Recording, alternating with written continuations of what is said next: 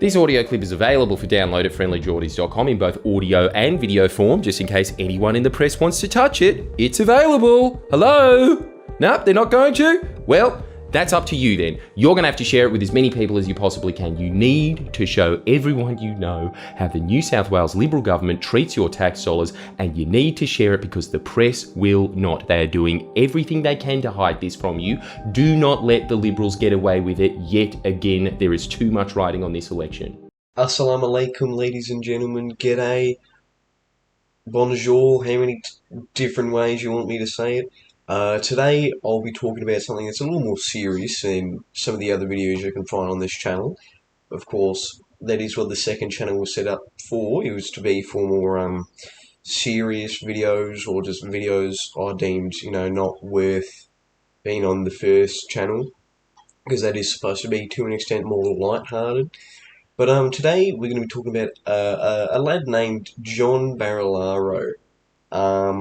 If you don't know who that is, in the words of friendlyjordies, he's a con man, alright? He's a con man, he's greasy little scrotum, he's a big fat wog cock. These are all terms you could use to describe him. You could probably also describe him as the former Deputy Premier of New South Wales, but I don't know, those other ones just seem to fit a bit more. These are terms that friendlyjordies got sued over, which is pretty funny. So I'm going to say them now. John, come at me. Don't really, but, the threat's there. Wouldn't that be funny, huh? Seeing me come out with a video. I've literally got like 5 subscribers on this channel, 66 on another, and 5 of the people here are probably already subscribed to the main channel. Don't know why I pointed backwards as if there was something there. Wouldn't that be funny? He literally, he's definitely, like, if he sued me for the things that are already publicly available, and I mentioned those things, and I talked about those things, and he sued me, wouldn't that show how definitely innocent he is, and how he definitely did not do the things that he's being accused of? If even someone as small as me would get attacked over that, wouldn't that be damning? To get onto the topic of the video, something John is known for is basically doing something called pork barreling. And if you don't know what pork barreling is, so pork barreling is basically the use of state or government funds and using them to specifically using that money and only putting it into a specific person's electorates or local areas. And this is typically done under improvements, although most of the time, especially sometimes, you'll see that these improvements actually never happen and the money just goes in somehow, but oh my god, it disappeared, guys, what happened? And you may be asking yourself, oh, well, if money's being put in, well, what's so bad about that? It goes against a lot of guidelines when it comes to giving out, funds and that, and it can also be used for favourability of passing certain legislations in areas that benefit a certain person's family or friends, and of course we can see how corrupt that is. And of course John, who has, as previously mentioned, has allegedly done this. I'm not going to say allegedly, he's owned up to it, which is the main part of this video. He's done this, he's pork barreled, allegedly. And some leaked audio has come out of him not only owning up to this, but a couple other members of the party he's part of, the Nationals. Gotta fucking love Australia. And they're talking about all the... It's funny how they're so openly talking about this corrupt stuff, and it's funny they never even wanted to make sure that, oh, what if someone's recording this? What if we get caught out? Nah, she'll be right. Everything will be fine. Trust me. And yeah, so I'll display the audio now where he says, he's done pork barreling. Because if I can't say it, I'll let him say it. Once they got the huge war, see him talk, it actually cuts through that racism. Exactly. Which of course Andrew Fraser did, nurture that racism. Remember when the migrants or immigrant, when he was on like, kick him out. But if we, let's say worst scenario, we miss out. I tell you what, there was nothing left. There was nothing left on the field. That's all I want. But honestly, I'll tell you what, I reckon we'll get a swing to us, and you know what, we're going to rub it in their salt. And I can't wait to talk about Malcolm Turnbull a little bit on. If you allow me on your night. If you allow me on your night, as you accept and are gracious, allow me not to be as gracious. Exactly. Malcolm Turnbull. If I would appreciate that if you give me that little privilege. Yeah, exactly.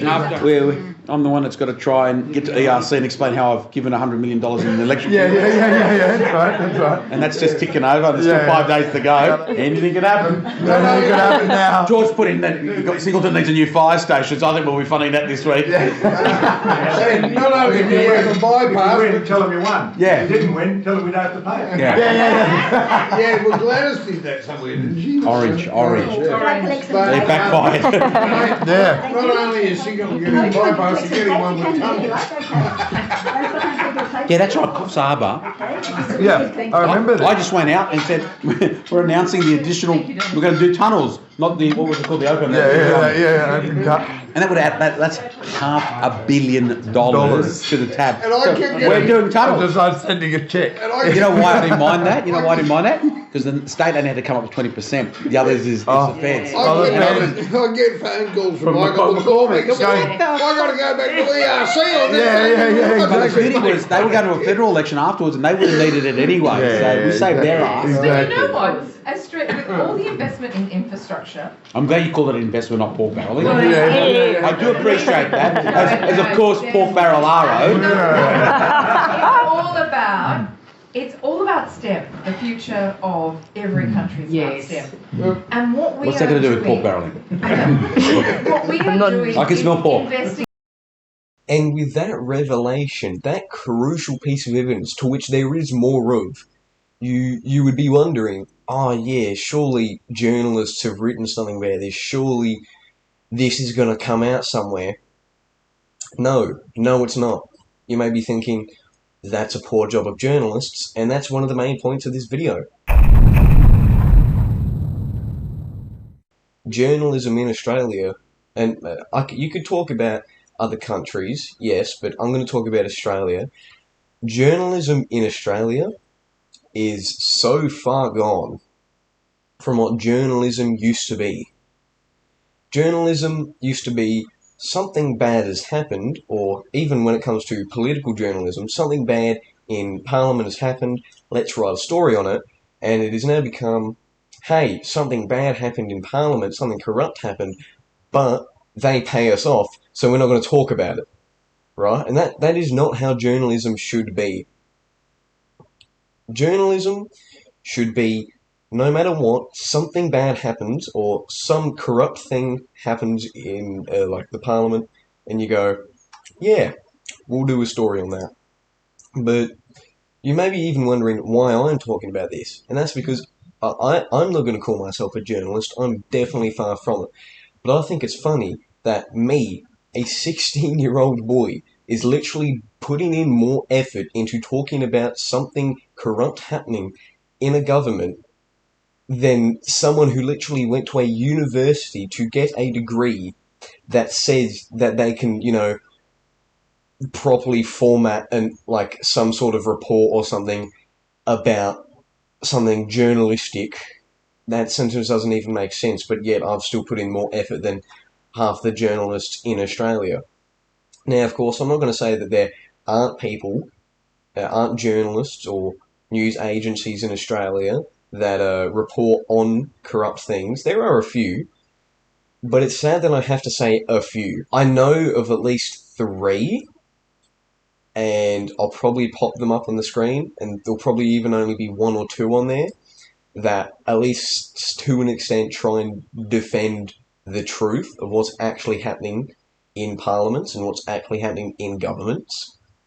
But then it's funny to say that there's only a few, but it's also sad to say that there's only a few when you'd think that, like, the more influential news agencies, more influential journalists are like, yeah, well, as much as I'd love to do a story on that, instead, I'm going to do a story on glass dildos, you know? Instead, I'm going to do a story at how, you know, this big business that pollutes the earth is actually the best business on earth, and how you should go to their CEO and suck their dick, you know? It's a sad reflection on journalism in Australia, that's for sure. But for some reason, from seeing so many different processes of what's happened, I'm not surprised. Some of you may be looking at this and you may be wondering, wow, it is surprising how you've put in more effort than someone who went to university or somebody who went into higher education to even say that they can be a journalist. Yes, that is surprising. But some of you may be also wondering, oh, what are you trying to be? Huh? Some wannabe journalist? Hey, you want to be friendlyjordies 2.0? No. The only time I'd be friendlyjordies 2.0 is if someone tried to assassinate him again and it actually worked. Off topic a bit, but wasn't it fucking surprising how when his house got fucking firebombed, like, that is a literal terrorist act being committed towards a citizen, and all the main news organisations were like, yeah, well, it's surprising this didn't happen sooner, you know, because he's just such a controversial figure, you know, like, the way he, like, you know, does our jobs better. I'm surprised no one tried to assassinate him earlier, you know, like, that right there is fucking surprising to me. It should be scary, almost, how an Australian citizen, could literally have, like, someone try and literally firebomb their house, and especially someone as influential as friendlyjordies, and they go, yeah, well, I'm gonna be honest with you, I wanted it to happen sooner, you know, like, anyway, back on topic just a little bit, what I said before, I'm not trying to be a wannabe journalist. I'm literally just a little concerned, and I think most people should be concerned when government systems, right, can be set up to where people can get away with so much corruption, and the main sources of news for people don't even bat an eye. Right? That is something that should be concerning, and is the main reason why journalism is such a shithole in Australia.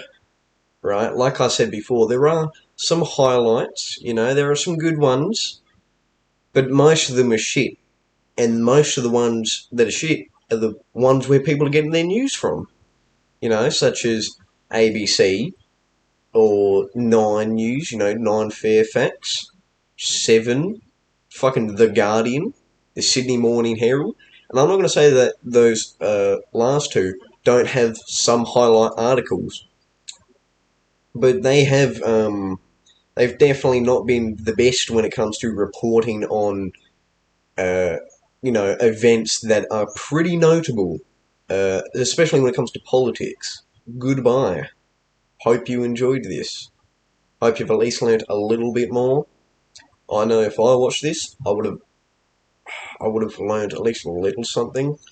I'm not going to do an in-depth analysis. Again, I'm not trying to be a journalist, but I think as someone who should be concerned, right, I think anyone in Australia right now should be a little concerned that corruption can just go under the radar of main news agencies, or that they get paid to look the other way.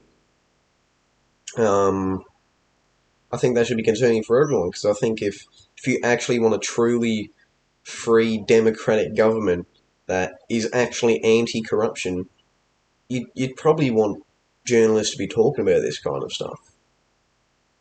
But as I said before, goodbye, have a good day or night, or even evening, morning, whatever. See you again sometime.